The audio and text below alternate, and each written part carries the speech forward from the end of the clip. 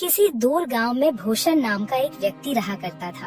भूषण इतना दान पुण्य करने में विश्वास रखता था और हर कोई उसकी बस तारीफ करता था। भूषण के पास भले ही अपने खाने को कुछ न हो, लेकिन वह दान पुण्य करने में कभी पीछे नहीं हटता। एक रोज सुबह सुबह भूषण खाना बनाकर जैसे ही खाने बैठा, उसके दरवाजे पर एक साधु का आना होता है। कुछ खाने को दे दो बेटा, कल से भूखा हूँ, कुछ खाया पिया ही नहीं है और अब तो चला भी नहीं जा रहा। अरे साधु जी, आप अंदर आइए और मेरे साथ बैठ के खाना खा लीजिए। अरे इतने खाने से मेरा पेट नहीं भरने वाला। कोई बात नहीं, मैं आगे मांग कर खा लूंगा। तुम खाना खाने बैठे हो तो खा लो बेटा। अच्छा साधु जी, यह खाना आप ही खा लीजिए, मैं भूखा रह लूंगा क्योंकि रात में मैंने खाना खाया था। इतना कहकर भूषण अपनी थाली उस साधु जी की तरफ बढ़ा देता है। साधु जी भी खाना देखकर दोनों हाथों से जल्दी जल्दी खाने लगता है और खाना खाने के बाद साधु जी भूषण को ढेर सारा आशीर्वाद देते हुए कहते हैं, भगवान तुम्हें हमेशा खुश रखे बेटा, तुमने अपने हिस्से का खाना मुझे खिलाया है। आजकल ऐसे दानवीर लोग मिलते ही कहाँ हैं। तुम्हारा भला हो बेटा। इतना कहकर साधु जी वहाँ से चले जाते हैं, लेकिन भूषण को भी भूख लगी थी। अब वो रसोई में जाकर रसोई में रखे डब्बे को देखने लगता है, जिसमें अन्न का एक दाना भी नहीं था। चलो कोई काम देखता हूँ, कहीं से खाने पीने का बंदोबस्त तो हो जाएगा। बस उस बेचारे का पेट भर गया, मुझे बहुत सुकून मिल रहा है।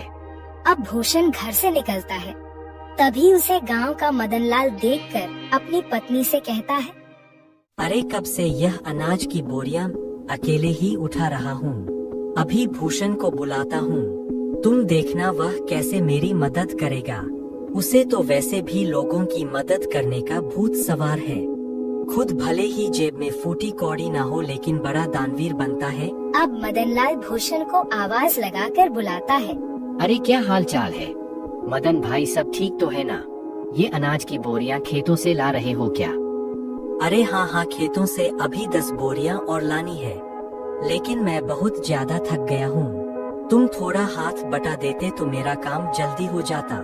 अरे क्यों नहीं, चलो चलो, मैं आपके साथ मिलकर खेतों से आपके घर तक बोरियां पहुंचा देता हूं।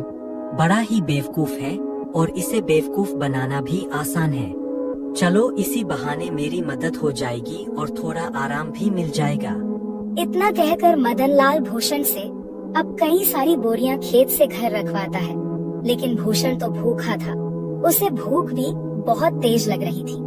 अब बोरियां रखने के बाद मदनलाल भूषण से कहता है, बहुत बहुत शुक्रिया भूषण भाई, अगर तुम ना होते ना तो मुझे यह बोरियां ढोते ढोते रात हो जाती।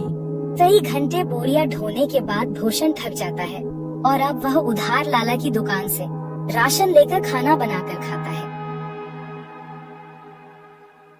अगली सुबह उसके दरवाजे पर किसी के रोने की आवाज आ रही होती है। भूषण नींद में होता है और दरवाजा खोलता है तो देखता है उसका पड़ोसी बिरजू अपनी पत्नी को पीट रहा है। अरे अरे बिरजू, तुम अपनी पत्नी को इस तरह क्यों मार रहे हो? अरे क्यों न मारूं मेरी पत्नी, मेरी मर्जी। तू कौन होता बीच में बोलने वाला? देख बिरजू, ऐसे सुबह सुबह मारपीट करना सही बात नहीं है। पूरे गांव के लोग इकट्ठा होकर यह सब देख रहे हैं, यह अच्छा है क्या? अरे भूषण बेटा, तू भी किसे समझा रहा है? इसे समझाना मतलब अपना सिर दीवार पर मारने वाली बात है। जरूर सुबह सुबह चमेली से पैसे मांगने के लिए ला रहा होगा। पीने को पैसे नहीं होंगे ना इसके पास। अरे बुढ़िया चुप कर, ज्यादा बोलने की जरूरत नहीं है। आजकल के बच्चों को तो अपने से बड़ों से बात करने की तमीज ही नहीं है। अरे मैं तो तेरी माँ की उम्र की हूँ और तू है कि मुझसे बदतमीजी से बात कर रहा है। लेकिन मैंने तो नहीं कहा आपको कि मेरे बीच में बोलने के लिए। इतना कहकर बिरजू फिर से अपनी पत्नी चमेली को मारने लगता है, लेकिन भूषण से यह सब देखा नहीं जाता और वह बिरजू का हाथ पकड़ लेता है और उसे एक जोरदार तमाचा लगाता है। यह देखकर सारे गांव वाले ताली बजाने लगते हैं। बिल्कुल ठीक किया यार, इसी के लायक है। अरे अपनी पत्नी पर हाथ उठाता है और खुद को मर्द समझता है। गांव के ढेर सारे लोग ये तमाशा देख रहे होते हैं। उनमें से एक औरत भूषण से कहती है, आप सच में बहुत नेक दिल के हैं, हर किसी की मदद करते हैं, हर किसी का भला चाहते हैं। हम गांव वाले बस आपसे इतना चाहते हैं कि अगला हमारा सरपंच आप ही हो। अरे क्या बात कही है तूने? यह बात तो काफी समय से मैं दिल में दबाए बैठी थी। अरे हाँ हाँ बिल्कुल, भूषण भाई गांव का सरपंच बनेंगे तो गांव में विकास होगा, तरक्की होगी। उस सज्जन सिंह के पास तो गांव के लोग जाने से भी डरते हैं, और रही उसे कुछ कहने की बात तो कोई भी उसके सामने मुंह नहीं खोल पाता। भूषण हर किसी की हर तरह से मदद करता था, जिस वजह से गांव के लोग भूषण को अपना अगला सरपंच बनाने का फैसला करते हैं। अब सरपंच तक यह बात पहुंचती है। सरपंच तिलमिला उठता है। क्या भूषण की इतनी हिम्मत खाने को लाले पड़े हैं, लेकिन सरपंच बनने का सपना देख रहा है। इसे तो मैं छोड़ूंगा नहीं। अरे हाँ मालिक, और तो और गांव वाले कह रहे हैं कि चाहे कुछ भी हो जाए, सरपंच तो भूषण ही बनेगा। अब आपको ही कुछ करना होगा, वरना भूषण आपकी गद्दी लेकर ही मानेगा। सरपंच अब सोच में पड़ जाता है कि वह ऐसा क्या करे जिससे उसके रास्ते का कांटा भूषण हमेशा हमेशा के लिए इस गांव से चला जाए। अगले चुनाव में गांव के लोग भूषण को सरपंच बना देते हैं। अब ऐसे ही कई दिन बीत जाते हैं, और जब राशन देने की बारी आती है तो सरपंच बड़े ही चालाकी के साथ राशन में मिलावट करवा देता है, जो भूषण को बिल्कुल पता नहीं चलता। अरे बेटा, तुझे सरपंच बनता हुआ देख बहुत खुशी हो रही है। अब कम से कम राशन तो समय पर और अच्छा मिलेगा। अरे हाँ हाँ, सब कुछ अच्छा ही होगा।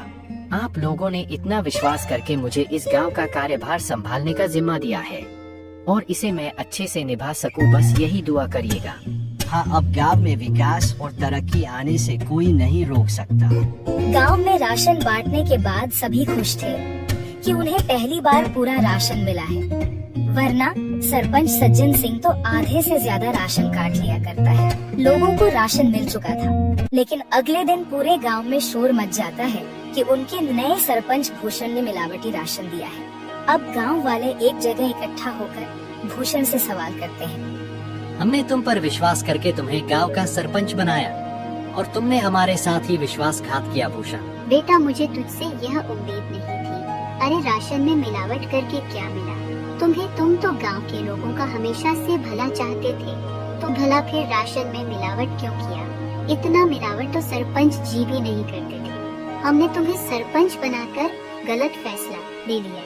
बिल्कुल ठीक कह रही हैं कलावती काकी, अभी के अभी तुम इस गांव से निकल जाओ। तुम इस गांव में रहने के लायक ही नहीं हो। ये सारी बातें चल ही रही होती हैं कि तभी वहाँ सरपंच आ जाता है। अरे हाँ हाँ, इसे अभी के अभी गांव से निकाल दिया जाए। इस पर विश्वास करके तो हमने बहुत बड़ी गलती कर दी है। अब भूषण को गांव वाले गांव से निकाल देते हैं। सरपंच और उसका नौकर बहुत खुश थे, क्योंकि यह सब किया धरा तो उनका ही था। अब गांव से निकलने के बाद भूषण काफी दूर आ जाता है। वो थक कर एक पेड़ के नीचे बैठकर गांव वालों के बारे में सोचने लगता है। जिन गांव वालों का मैंने इतना साथ दिया, खुद से पहले उनके बारे में सोचा, आज उसी गांव ने मुझे निकाल दिया। अरे राशन में मिलावट भला मैं क्यों करूंगा, और अगर मैंने गांव वालों के राशन में मिलावट नहीं की है तो फिर यह सब जरूर सरपंच का काम है। कोई बात नहीं, मेरे इतना कहने पर भी गांव वालों ने मेरा साथ नहीं दिया, मैं इसे कभी नहीं भूलूंगा। इधर सरपंच फिर से अपनी चाल चलता है और गांव वालों का विश्वास जीत लेता है।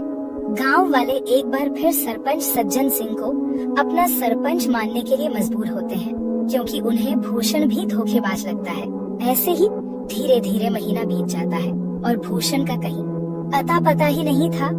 एक रोज सरपंच का नौकर जंगल के रास्ते घर आ रहा होता है। तभी वह दो आदमी को बातें करते हुए सुनता है, जो भूषण के बारे में बात कर रहे थे। अब वो नौकर घबराता हुआ घर पहुंचता है और सरपंच से कहता है, मालिक, मैंने दो लोगों को आपस में बातचीत करते हुए सुना है। वो दोनों भूषण के बारे में बात कर रहे थे। वो जंगल में जो झोपड़ी है ना, उसी में भूषण आत्महत्या कर लिया है, और यह करीब एक सप्ताह पहले की बात है। क्या इसका मतलब मेरे रास्ते का कांटा अब हमेशा हमेशा हमेशा के लिए मेरे रास्ते से हट गया है? चलो अच्छा है। और तो और मालिक, ये बात तो गांव वाले भी जानते हैं। न जाने उन तक ये बात किसने पहुंचाई। हो सकता है उन्हीं लोगों ने पहुंचाई हो जो बात कर रहे थे। अरे गांव वाले बहुत ही मतलबी हैं।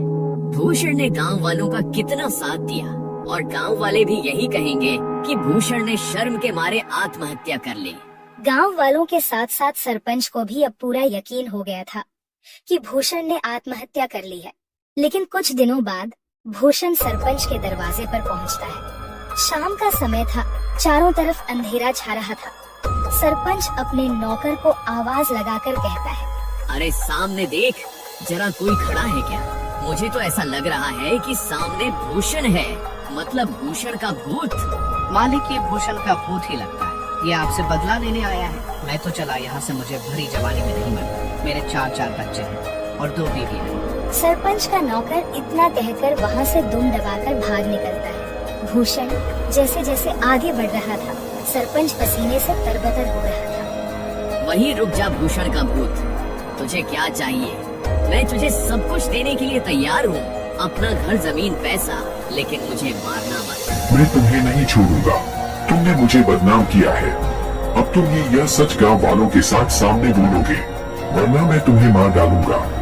अरे हाँ, मैं गांव वालों के सामने सच को बोलने के लिए तैयार हूँ, लेकिन मुझे मारना मत। अब सरपंच रात के समय ही गांव वालों को इकट्ठा करके सबके सामने सच को बोलता है कि उस दिन राशन में मिलावट उसने और उसके नौकर ने की थी।